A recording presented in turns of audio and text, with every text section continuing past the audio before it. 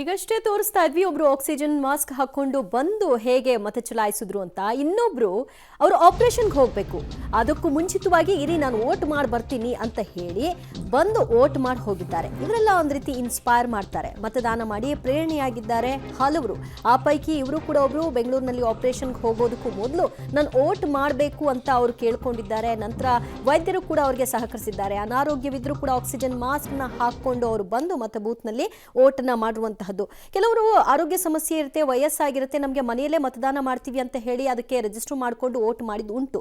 ಆದರೆ ಇನ್ನೂ ಕೆಲವರು ಆ ದಿನ ಬೂತ್ಗೆ ಬಂದು ವೋಟ್ ಮಾಡ್ತೀನಿ ಅಂತ ಹೇಳ್ತಾರಲ್ಲ, ನಿಜವಾಗ್ಲೂ ಗ್ರೇಟ್ ಅಂತ ಅನ್ಸುತ್ತೆ. ಅಂಥವ್ರನ್ನೆಲ್ಲ ಗಮನಿಸ್ತಾ ಇದ್ರೆ ಆಪರೇಷನ್ಗೆ ಹೋಗೋಕ್ಕೂ ಮುಂಚೆ ಬಂದು ವೋಟ್ ಮಾಡಿರೋದನ್ನ ವೀಲ್ ಚೇರಲ್ಲಿ ಬಂದು ವೋಟ್ ಮಾಡ್ತಾರೆ ಅಂತಂದ್ರೆ ಅವರಿಗಿರ್ತಕ್ಕಂತಹ ಬದ್ಧತೆ ಏನು?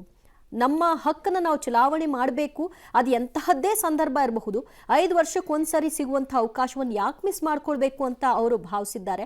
ಸೊ ಇಂಥವ್ರನ್ನೆಲ್ಲ ಗಮನಿಸ್ಕೊಂಡಾಗ ಎಲ್ಲೋ ಒಂದು ರೋಸ್ ಕೊಡೋದು, ಪಿಂಕ್ ಬೂತ್ಗಳನ್ನು ಮಾಡೋದು, ಡೆಕೋರೇಟ್ ಮಾಡಿ ವೈಭವೀಕರಿಸಿ ಅವ್ರನ್ನ ಅಟ್ರಾಕ್ಟ್ ಮಾಡುವಂಥದ್ದು, ಇದೆಲ್ಲ ಇಂಪಾರ್ಟೆಂಟ್ ಅಲ್ಲ. ಇವ್ರುಗಳ ದೃಶ್ಯ ನೋಡಿ, ಇದು ವೆರಿ ಇಂಪಾರ್ಟೆಂಟ್. ಇಂಥವ್ರನ್ನ ನೋಡಿದಾಗ ನಮ್ಮನ್ನು ವೋಟ್ ಮಾಡದೇ ಇರುವಂತಹ ಎಂಥವರೇ ಇದ್ರು ಅವ್ರನ್ನ ಕರ್ಕೊಂಡ್ಬರುವಂತಹ ಒಂದು ಪ್ರಯತ್ನ ಈ ದೃಶ್ಯಗಳು ಮಾಡುತ್ತೆ ಅಂತ ಅನಿಸುತ್ತೆ.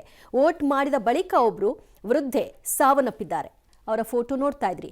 ವೋಟ್ ಮಾಡಿದ್ರು, ಆ ನಂತರದಲ್ಲಿ ಅವರು ಸಾವನ್ನಪ್ಪಿದ್ದಾರೆ. ಆಕ್ಸಿಜನ್ ಮಾಸ್ಕ್ನೊಂದಿಗೆ ಮತದಾನಕ್ಕೆ ಬಂದಂತಹ ವ್ಯಕ್ತಿ.